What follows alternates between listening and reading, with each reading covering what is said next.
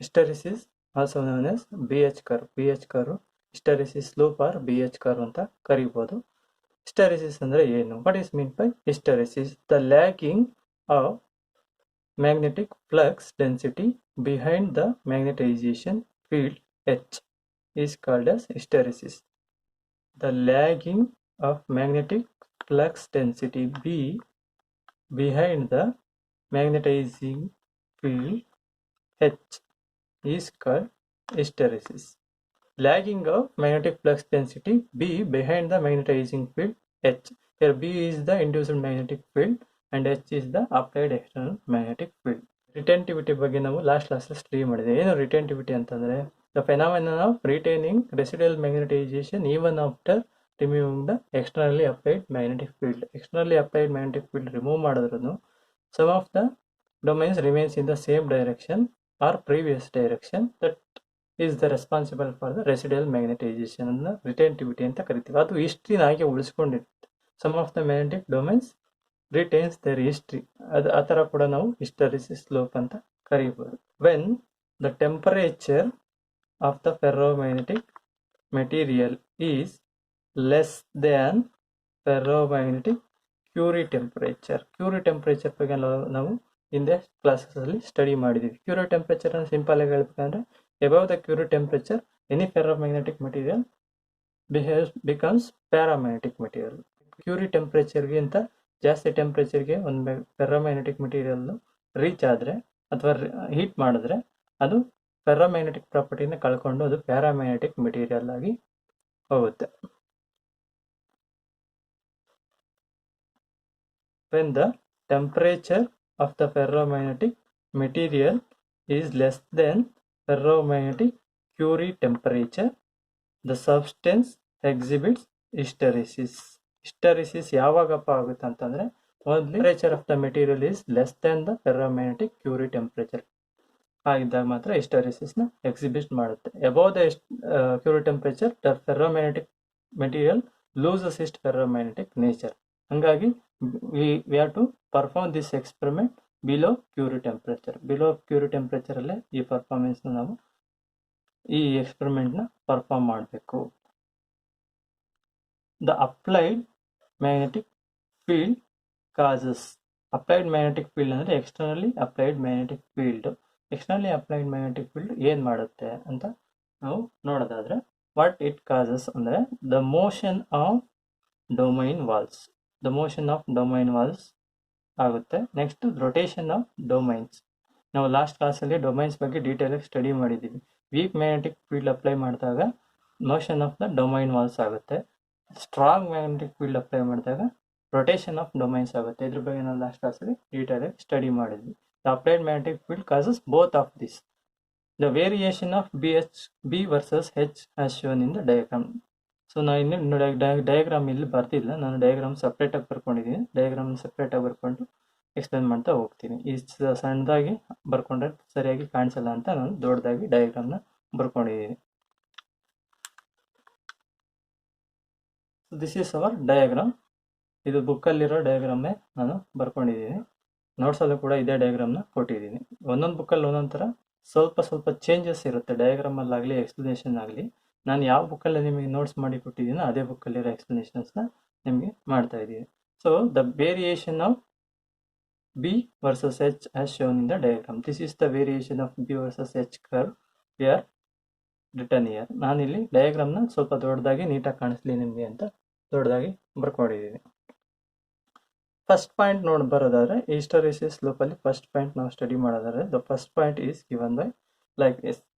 ಏನು first point in relating to this hysteresis curve or hysteresis loop, the first point is given by when the applied magnetic field is small, the induced magnetic flux density varies linearly with the field and is reversible at this stage. When the applied magnetic field is small, the induced magnetic field density varies linearly with the field and is also reversible at this stage. Reversible ಅಂತ ಹೇಳ್ತಾರೆ. Induced magnetic field reversible ಆಗಿರುತ್ತೆ and it's varies linearly when the applied magnetic field is small magnetic field apply ಮಾಡಿದಾಗ induced magnetic field induction ಏನಾಗುತ್ತೆ ಮೆಟೀರಿಯಲಲ್ಲಿ ಅದು linearly very ಆಗ್ತಾ ಇರುತ್ತೆ and it is also reversible at this stage. ಆ initial ಸ್ಟೇಜಲ್ಲಿ this is also reversible ಕೂಡ ಆಗಿರುತ್ತೆ ಅಂತ ಈ ಪಾಯಿಂಟ್ ಹೇಳ್ತಾ ಇದೆ. ಸೊ ನಾವು ಇಲ್ಲಿ ಡಯಾಗ್ರಾಮಿಗೆ ಬಂದರೆ ಇಲ್ಲಿ ನಾವೊಂದು ಫೆರೋಮ್ಯಾಗ್ನೆಟಿಕ್ ಮೆಟೀರಿಯಲ್ ತೊಗೊಂಡಿದ್ವಿ. ಫೆರೋಮ್ಯಾಗ್ನೆಟಿಕ್ ಮೆಟೀರಿಯಲ್ ತೊಗೊಂಡೋದಕ್ಕೆ ನಾವು high intensity electric field apply ಮಾಡ್ತಾ ಇದ್ದೀವಿ. Electric field high intensity electric field apply ಮಾಡಿದ್ರೆ ದಟ್ ಪ್ರೊಡ್ಯೂಸಸ್ ಮ್ಯಾಗ್ನೆಟಿಕ್ ಫೀಲ್ಡ್ನ ಪ್ರೊಡ್ಯೂಸ್ ಮಾಡುತ್ತೆ. ಅದರಿಂದ ಈ ಮೆಟೀರಿಯಲ್ ಮ್ಯಾಗ್ನೆಟೈಸೇಷನ್ ಆಗ್ತಾ ಹೋಗುತ್ತೆ.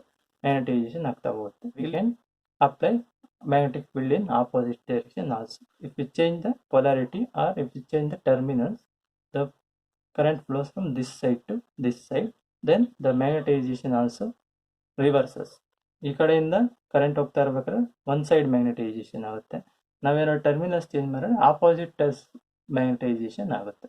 Magnetization can be reversed by reversing the polarities or the terminals of this setup. This is our hysteresis loop or hysteresis curve ಅಂತ ಹೇಳಿದ್ರೆ this is our hysteresis loop ಅಂತ ಹೇಳ್ಬೋದು. The variation of B versus H is as shown in diagram ಅಂತ. This is nothing but B versus H. H is nothing but externally applied magnetic field, external field ಅಥವಾ ಇದನ್ನು magnetising field ಅಂತ ಕೂಡ ಕರಿತೀವಿ. B is nothing but induced magnetized field, magnetic induction ಅಂತ ಕೂಡ ಕರಿತೀವಿ. ಇದು ಆಲ್ರೆಡಿ ನಿಮಗೆ ಗೊತ್ತಿರುತ್ತೆ. ನೆಕ್ಸ್ಟ್ ಫಸ್ಟ್ ಪಾಯಿಂಟ್ ಏನು ಸ್ಟಡಿ ಮಾಡಿದ್ವಿ? The applied magnetic field is small. When the applied magnetic field is small, the induced magnetic flux density B varies linearly when the applied magnetic field small. Initially ನಾವು small magnetic ಫೀಲ್ಡನ್ನು apply ಮಾಡಿರ್ತೀವಿ. Initially small magnetic field apply ಮಾಡಿದಾಗ magnetic induction ಕೂಡ ಸ್ವಲ್ಪನೇ ಆಗಿರುತ್ತೆ. ಅವಾಗ that shows linear variation. ಇಲ್ಲಿ ನಾವು initial ಆಗಿ ನೋಡ್ಬೋದು, ಇಲ್ಲಿ ದಿಸ್ ಇಸ್ ಅವರ್ ಆರಿಜಿನ್, ಇಲ್ಲಿಂದ ಸ್ಟಾರ್ಟ್ ಆಗ್ತಾ ಇದೆ. Initially it shows us the linear variation like this. Also it is reversible. ಇಲ್ಲಿವರೆಗೂ ನಾವು ವೇರಿಯೇಷನ್ ಮಾಡ್ಕೊಂಡು ಹೋಗ್ತಾ ಇದೀವಿ ಅಂತ ಅನ್ಕೊಳ್ಳೋಣ. ವೇರಿ ಮಾಡ್ಕೊಂಡು ಹೋಗಿದ್ದೀವಿ. If we reverse the direction of the magnetic field or if we reverse the direction of the current, the magnetic reversal also happen. Demagnetization ಕೂಡ ಮಾಡಬಹುದು. up to some way it can happen. The magnetization demagnetization ಎರಡನ್ನೂ ಮಾಡಬಹುದು when the magnetic field is very small. ತುಂಬ ಕಮ್ಮಿ magnetic field apply ಮಾಡಿದಾಗ magnetic field B versus H curve linear ಆಗಿ vary ಆಗ್ತಾ ಇರುತ್ತೆ. Like this it varies linearly. ಅವಾಗ it is also reversible also. This process is also reversible up to some extent. Next, when the applied magnetic field is gradually increased. ನಾವು applied magnetic ಫೀಲ್ಡ್ನ gradually increase ಮಾಡ್ಕೊಂಡು ಹೋಗ್ತಾ ಇದ್ದೀವಿ. The magnetic flux density B shows a non-linear variation. ಈಗ non-linear variation ತೋರಿಸ್ತಾ ಇದೆ with the applied magnetic field H and becomes irreversible. Second point ಏನಪ್ಪ ಹೇಳುತ್ತಂತಂದ್ರೆ, if increase the magnetic field strength gradually, then the induced magnetic field becomes non-linear.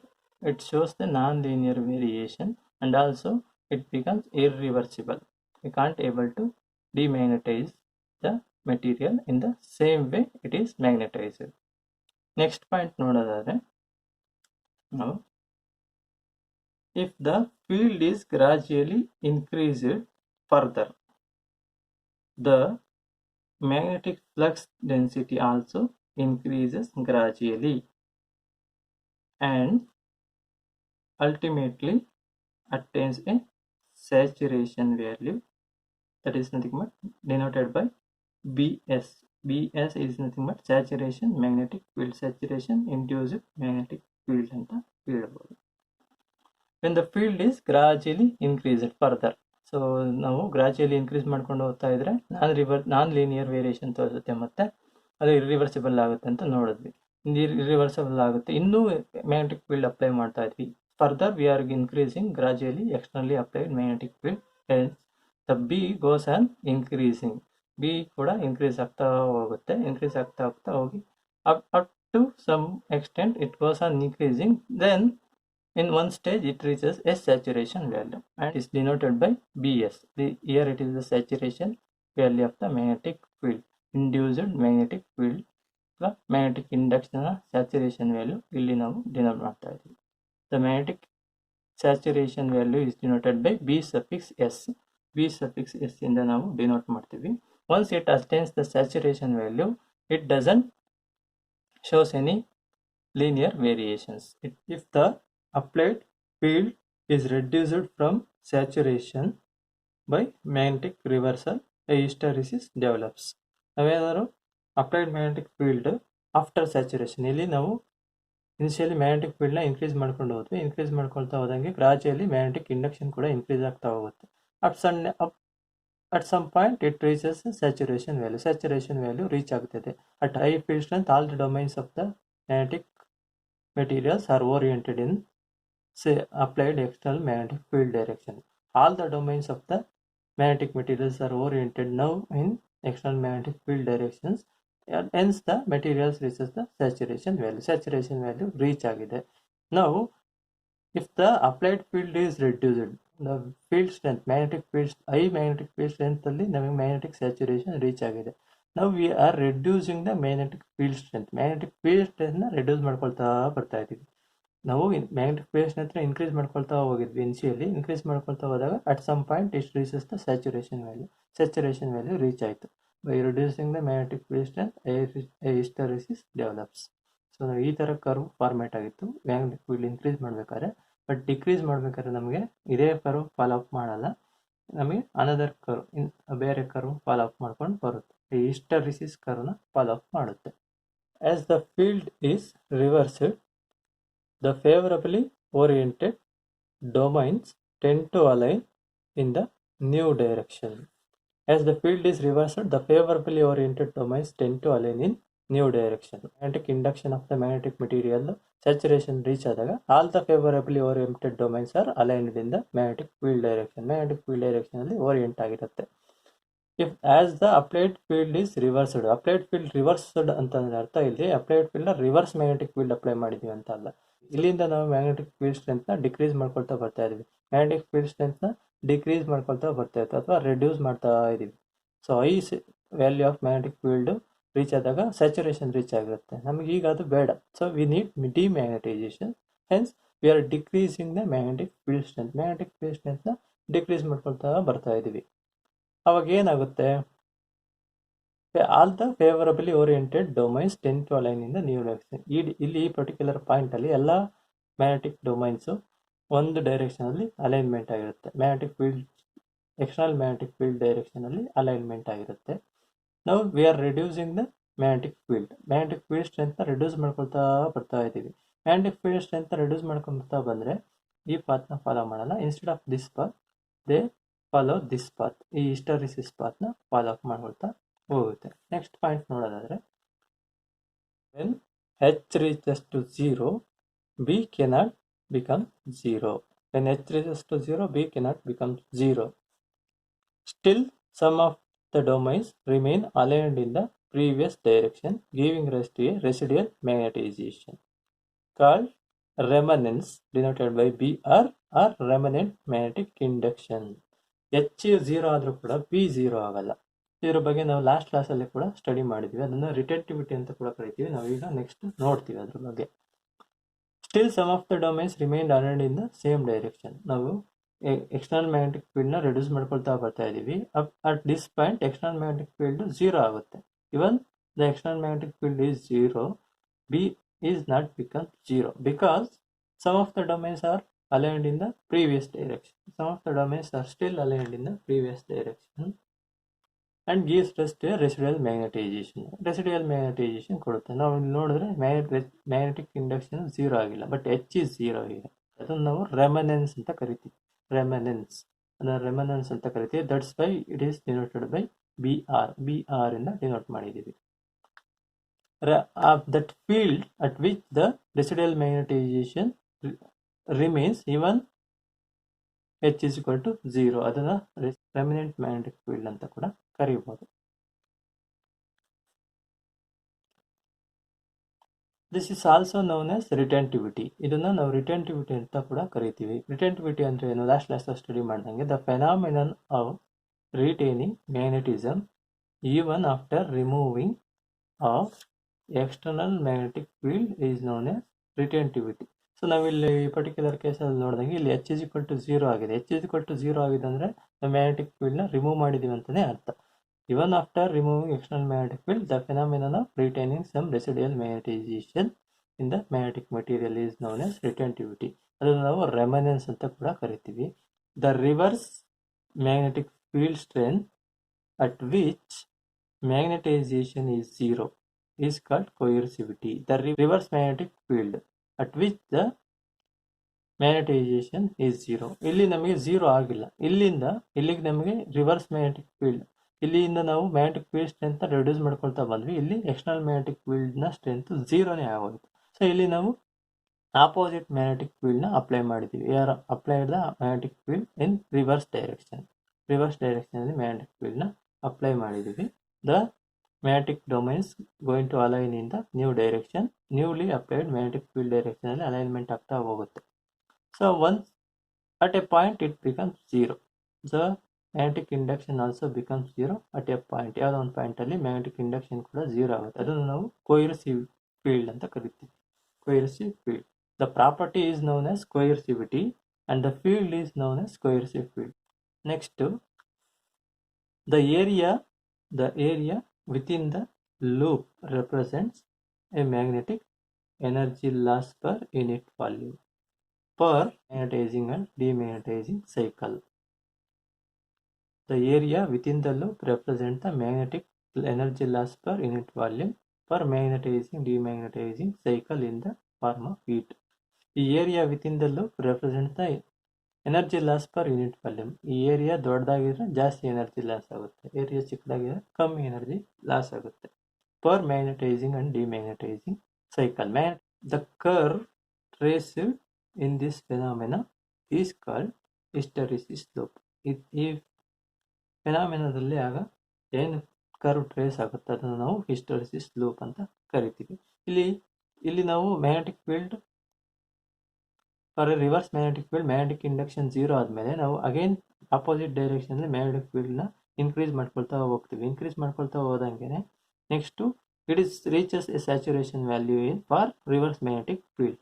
Magnetic reverse magnetic field ಅಲ್ಲಿ ಎಲ್ಲಾ domains ಕೂಡ align ಆಗೋಗುತ್ತೆ ಇಲ್ಲಿ. And it reaches the saturation value here.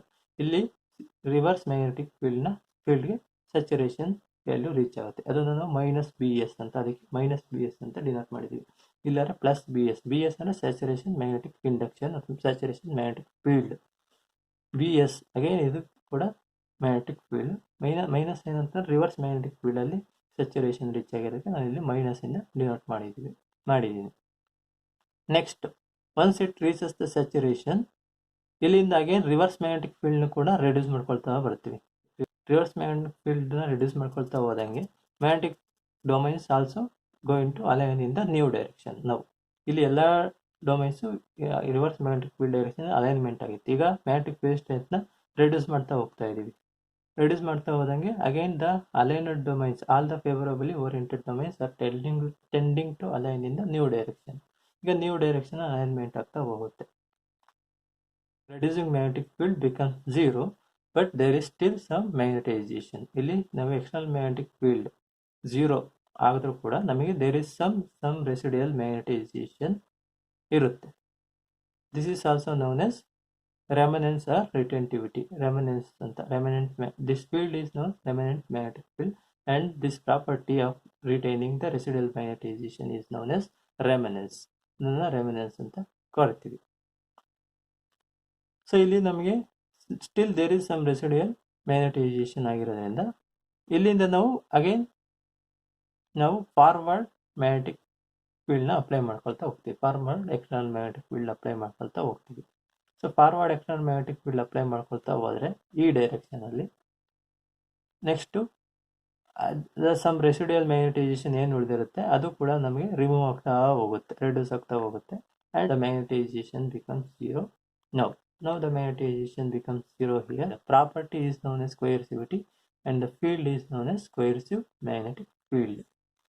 ಇದರಿಂದಾಗಿ are increasing the magnetic field ಸ್ಟ್ರೆಂತ್ನ increase ಮಾಡ್ಕೊಳ್ತಾ ಹೋಗ್ತೀವಿ. Magnetic field ಸ್ಟ್ರೆಂತ್ನ ಇನ್ಕ್ರೀಸ್ ಮಾಡ್ಕೊಳ್ತಾ ಹೋದರೆ once again it reaches the saturation value in the forward direction. ಇಲ್ಲಿ ಫಾರ್ವರ್ಡ್ ಡೈರೆಕ್ಷನ್ ಅಗೇನ್ ಇನ್ನೊಂದ್ಸಲ ಸ್ಯಾಚುರೇಷನ್ ರೀಚ್ ಆಗುತ್ತೆ. ಮತ್ತೆ ಮ್ಯಾಗ್ನೆಟಿಕ್ ಫೀಲ್ಡ್ನ ರೆಡ್ಯೂಸ್ ಮಾಡ್ಕೊತ ಬಂದರೆ ಈ ಫಾಲೋ ಮಾಡುತ್ತೆ. ಇನ್ನೂ ರೆಡ್ಯೂಸ್ ಮಾಡ್ಕೊಳ್ತಾ ಹೋದರೆ ಜೀರೋ ಎಲ್ಲ ಒಂದು ಕಡೆ ಜೀರೋ ಆಗುತ್ತೆ. ಅಗೈನ್ ಇಂದ ಫರ್ದರ್ ಇನ್ಕ್ರೀಸ್ ಮಾಡ್ತಾ ಹೋದರೆ ಸ್ಯಾಚುರೇಷನ್ ರೀಚ್ ಆಗುತ್ತೆ. ರೆಡ್ಯೂಸ್ ಮಾಡ್ಕೊಳ್ತಾ ಬಂದರೆ ನಮಗೆ H0 ಆದರೂ B0 ಆಗಲ್ಲ. ಮತ್ತೆ ನಾವು ಫಾರ್ವರ್ಡ್ ಡೈರೆಕ್ಷನಲ್ಲಿ ಮ್ಯಾಗ್ನೆಟಿಕ್ ಫೀಲ್ಡ್ ಅಪ್ಲೈ ಮಾಡ್ಕೊಳ್ತಾ ಹೋಗ್ತೀವಿ. Again it reaches zero. Magnetic induction again ಜೀರೋಗೆ ರೀಚ್ ಆಗುತ್ತೆ. ಅಗೈನ್ ನಾವು ಫಾರ್ವರ್ಡ್ ಡೈರೆಕ್ಷನಲ್ಲೇ ಕಂಟಿನ್ಯೂ ಮಾಡ್ಕೊಂಡು ಹೋದರೆ ಮ್ಯಾಗ್ನೆಟಿಕ್ ಫೀಲ್ಡ್ನ externally applied magnetic field once again it reaches the saturation. Magnetization, demagnetization, reverse magnetization, reverse demagnetization, magnetization, demagnetization, magnetization, demagnetization. The curve traced in this phenomena is called as hysteresis slope. ಅದನ್ನು ನಾವು hysteresis slope ಅಂತ ಕರಿತೀವಿ. Significance of hysteresis slope or hysteresis curve. Significance ಏನಪ್ಪ hysteresis slope ಅಥವಾ hysteresis curve ಅಂತ ನೋಡೋದಾದ್ರೆ ನಾವು ಈ hysteresis slope ನ significance first one, the area of hysteresis slope.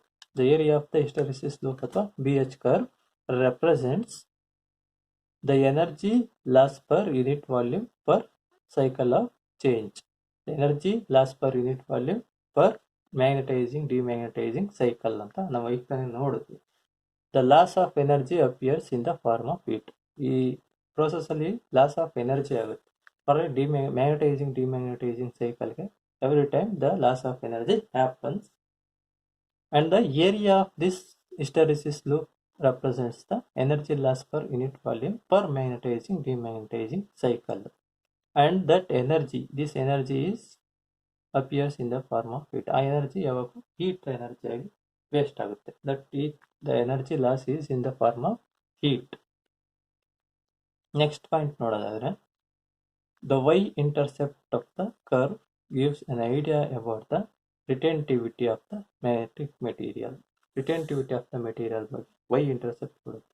So ಇಲ್ಲಿ ನಾವು ನೋಡ್ತಾ ಇದ್ದೀವಿ BR permanent magnetic field ಅಥವಾ ರಿಟೆಂಟಿವಿಟಿ ಅಂತ ಕರಿತೀವಲ್ಲ. The Y intercept gives the retentivity of the material. ಯಾವ ಮೆಟೀರಿಯಲ್ನ ನಾವು ಸ್ಟಡಿ ಮಾಡ್ತಾ ಇದ್ದೀವೋ ಅದಕ್ಕೆ Y intercept will give the retentivity idea of the magnetic material. Retentivity ಬಗ್ಗೆ ವೈ ಇಂಟರ್ಸೆಪ್ಟ್ ಐಡಿಯಾ ಕೊಡುತ್ತೆ. Next the X intercept of the curve gives an idea of coercivity of the material. ನಾವು ಇಲ್ಲಿ ನೋಡ್ದಂಗೆ coercivity is comes in x axis ಬರುತ್ತೆ. The X intercept ಇದು negative axis, negative BC ಅಂತ ಬರ್ತೀನಿ, ಇಲ್ಲಿ positive BC, ಎರಡು ಕಡೆ ಕೊಯರ್ಸಿವ್ ಫೀಲ್ಡ್ ಬರುತ್ತೆ. So the X intercept give us the idea of the coercivity of the magnetic material. ಯಾವ material ತೊಗೊಂಡಿದ್ದೀವೋ ಆ ಮೆಟೀರಿಯಲ್ನ ಕೊಯರ್ಸಿವಿಟಿ ಬಗ್ಗೆ ತಿಳ್ಕೊಬೇಕಾದ್ರೆ ಎಕ್ಸ್ ಇಂಟರ್ಸೆಪ್ಟ್ ನೋಡಿದ್ರೆ ಗೊತ್ತಾಗುತ್ತೆ. X intercept give us the idea about the coercivity of the magnetic material, which is for which the magnetizing demagnetizing process is performed. Next, a suitable material for a particular purpose can be selected by referring to the hysteresis curves of the different material. ಯಾವ್ದಾದ್ರು ಒಂದು particular ಪರ್ಪಸ್ಗೆ ಒಂದು suitable ಮೆಟೀರಿಯಲ್ನ ನಾವು choose ಮಾಡಬೇಕಾದ್ರೆ hysteresis curves of that ಮೆಟೀರಿಯಲ್ಸ್ನ ನಾವು study ಮಾಡಬೇಕಾಗುತ್ತೆ. ಯಾಕಂದರೆ hysteresis curve ಜಾಸ್ತಿ ದೊಡ್ಡದಿದೆ ನಮಗೆ energy loss per unit volume per magnetising demagnetizing cycle is very high. Magnetising ಮತ್ತು ಡಿಮ್ಯಾಗ್ನೆಟೈಸಿಂಗ್ ಸೈಕಲ್ಗಳಲ್ಲಿ ಎನರ್ಜಿ ಲಾಸ್ ಜಾಸ್ತಿ ಇದ್ರೆ ನಮಗೆ ಆ ಮೆಟೀರಿಯಲ್ ಅಥವಾ ಯಾವ್ದಾದ್ರು ಮೆಷಿನ್ ತೊಗೊಂಡಿದ್ರೆ ಅದರ ಎಫಿಷಿಯನ್ಸಿ ನಮಗೆ ಇರಲ್ಲ. ನಾವು ಎಷ್ಟು ಎನರ್ಜಿ ಸಪ್ಲೈ ಮಾಡ್ತೀವಿ ಅದರಲ್ಲಿ ಎನರ್ಜಿ ಲಾಸೇ ತುಂಬ ಜಾಸ್ತಿ ಇರುತ್ತೆ. ಅಪ್ಲಿಕೇಶನ್ಸ್ ಆಫ್ ಹಿಸ್ಟರಿಸಿಸ್ ಏನು, what are the applications of hysteresis ಅಂತ ನೋಡೋದಾದರೆ first one, for making an electromagnet the materials should have large saturation value for low applied field, high susceptibility and low hysteresis loss. ನಾವು ಏನಾದರೂ ಒಂದು ಮೆಟೀರಿಯಲ್ನ ನಾವು electromagnetic use ಮಾಡ್ಬೇಕಂತಾರೆ ಆ ಮೆಟೀರಿಯಲ್ಗೆ ಏನೇನು property ಇರಬೇಕಂದ್ರೆ it should have high saturation value for a low applied field. Low applied ಫೀಲ್ಡ್ಗೆ high saturation ವ್ಯಾಲ್ಯೂನ ತೋರಿಸ್ಬೇಕು. It must have high saturation value for a low applied field. High susceptibility. Susceptibility ಅಂದರೆ ನಮಗೆ ಗೊತ್ತಿದೆ. Susceptibility is the property of a material, how easily it get magnetized in a magnetic field.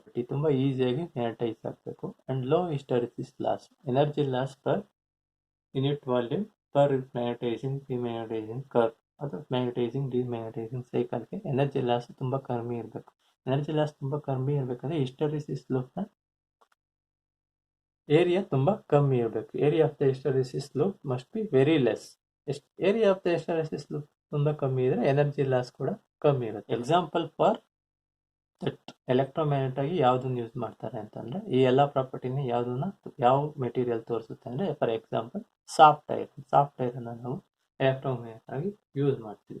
Next second property, for a permanent magnet the material should have high retentivity and high coercivity. High retentivity ಮತ್ತೆ high coercivity ಅಂತಂದ್ರೆ residual magnetisation ಕೂಡ ಜಾಸ್ತಿ ಇರಬೇಕು. ಮತ್ತೆ ಆ residual magnetisation zero ಮಾಡಕ್ ಬೇಕಾಗಿರೋ magnetic field strength ಕೂಡ ತುಂಬಾ ಹೈ ಇರಬೇಕು. ಎರಡೂ ಪ್ರಾಪರ್ಟಿನ ಹೊಂದಿರಬೇಕು. ಒಂದು ಪರ್ಮನೆಂಟ್ ಮ್ಯಾಗ್ನೆಟಿಕ್ ಮೆಟೀರಿಯಲ್. ಇಲ್ಲಿ ನೋಡ್ಬೋದು, ಇವು permanent magnetic material. Permanent magnetic material property ಏನಿರ್ಬೋದು ಅಂದ್ರೆ ಈ ತರ ಹೈ ರಿಟೆಂಟಿವಿಟಿ ಮತ್ತೆ ಹೈ ಕೊಯರ್ಸಿವಿಟಿ ಎರಡನ್ನ ಪೊಸೆಸ್ ಮಾಡಬೇಕು. Here hysteresis loss is immaterial because permanent magnets are not subjected to cycles of magnetization. So hard and soft magnetic materials. Hard magnetic materials ಅಂದ್ರೆ ಏನು, soft magnetic materials ಅಂತ ಏನು ಅಂತ ನೋಡು. Magnetic material ಅಲ್ಲಿ ನಾವು based on hysteresis loop we can categorize the two types of magnetic materials. ಎರಡು type of magnetic material ನಾವು ಕೆಟಗರೈಸ್ ಮಾಡ್ಬೋದು. ಏನು ಹಾರ್ಡ್ ಮ್ಯಾಗ್ನೆಟಿಕ್ ಮೆಟೀರಿಯಲ್ಸ್ ಅಂತಂದ್ರೆ, hard and soft magnetic materials ಅಂದ್ರೆ ನೋಡೋಣ. Next, ferromagnetic materials are basically divided into two broad classes based on the hysteresis loop exhibited when they are subjected to cycle of magnetization. Based on the hysteresis loop obtained when they are subjected to magnetizing and demagnetizing cycle, broadly divided into two classes based hard magnetic materials ಮತ್ತೆ soft magnetic materials ಅಂತ ಹೇಳ್ಬೋದು. First, hard magnetic materials ಅಂದ್ರೆ ಏನು? Magnetic materials, hard magnetic materials. Hard magnetic materials ಅಂತಂದ್ರೆ magnetic materials that give rise to a larger area of the hysteresis loop. Hard magnetic materials are the one which gives the larger area of the hysteresis loop when subjected to magnetization cycle are called hard magnetic materials. ಯಾವ materials larger area of the hysteresis loop ನ ಕೊಡುತ್ತೋ when they are subjected to magnetizing and demagnetizing cycle, they are known as hard magnetic materials. ಅವು hard magnetic materials ಅಂತ ಕರಿಬಹುದು. ಯಾಕಂದ್ರೆ ಅವನ್ನ magnetise ಮಾಡೋದು ಕೂಡ hard. ನಾವು ತುಂಬಾ ದೊಡ್ಡ ಏರಿಯಾ ಬರ್ತಾ ಇದೆ ಅಂತಂದ್ರೆ ಮ್ಯಾಗ್ನೆಟೈಸೇಷನ್ ಮಾಡೋದು ಕಷ್ಟ, ಡಿಮ್ಯಾಗ್ನೆಟೈಸೇಷನ್ ಮಾಡೋದು ಕಷ್ಟ. ಒಂದು ಮ್ಯಾಗ್ನೆಟೈಸ್ ಮಾಡೋದು ಕಷ್ಟ ಆಗಿರೋದ್ರಿಂದ ಅದಕ್ಕೆ ಅವನ್ನ ಹಾರ್ಡ್ ಮ್ಯಾಗ್ನೆಟಿಕ್ ಮೆಟೀರಿಯಲ್ಸ್ ಅಂತ ಕರಿತೀವಿ. ಮ್ಯಾಗ್ನೆಟಿಕ್ ಮೆಟೀರಿಯಲ್ಸ್ಗೆ, ಹಾರ್ಡ್ ಮ್ಯಾಗ್ನೆಟಿಕ್ ಮೆಟೀರಿಯಲ್ಸ್ಗೆ ಎಕ್ಸಾಂಪಲ್ ಏನಂದ್ರೆ copper nickel iron alloy, copper nickel cobalt alloy and strontium cobalt alloy ಅಂತ ಹೇಳ್ಬೋದು. I think it is SN, strontium cobalt alloy. Soft magnetic materials. Next, soft magnetic materials ಅಂದ್ರೆ ಏನಪ್ಪಾ ಅಂತ ನೋಡಿದ್ರೆ, soft magnetic materials are magnetic materials that give rise to a smaller area of the hysteresis loop when subjected to a magnetization cycle are called soft magnetic materials. So ಇಲ್ಲಿ ಏನಪ್ಪಾ ಅಂತಂದ್ರೆ magnetic materials which give rise to a smaller area of the hysteresis loop. Smaller area of the hysteresis loop ನ ಕೊಟ್ರೆ when they are subjected to magnetization cycle. Magnetization cycle ಒಳಪಡಿಸಿದಾಗ if the materials give smaller area of the hysteresis, then they are called as soft magnetic materials. Soft magnetic materials usually smaller area of the hysteresis loop ನ ಕೊಡುತ್ತೆ and they are very easy to magnetize and demagnetize. Smaller area ಕೊಡ್ತಾ ಇದೆ ಅಂದ್ರೆ ಅವನ್ನ magnetise ಮಾಡೋದು ಮತ್ತೆ ಡಿಮ್ಯಾಗ್ನೆಟೈಸ್ ಮಾಡೋದು ಕೂಡ ಈಸಿ ಆಗುತ್ತೆ. ಅಂತ ಮೆಟೀರಿಯಲ್ಸ್ ನಾವು ಸಾಫ್ಟ್ ಮ್ಯಾಗ್ನೆಟಿಕ್ ಮೆಟೀರಿಯಲ್ಸ್ ಅಂತ ಕರಿತೀವಿ. ಯಾವುದು ಎಕ್ಸಾಂಪಲ್ಸ್ ಯಾವುದಪ್ಪ ಅಂತಂದ್ರೆ ಫೆರ್ರಸ್ nickel alloy, ferrous nickel alloy, iron silicon alloy, ferrites, garnet, etc. Ferrous nickel alloy, iron silicon alloy, ferrites, garnet. These are all the examples for soft magnetic materials. Soft magnetic materials के example.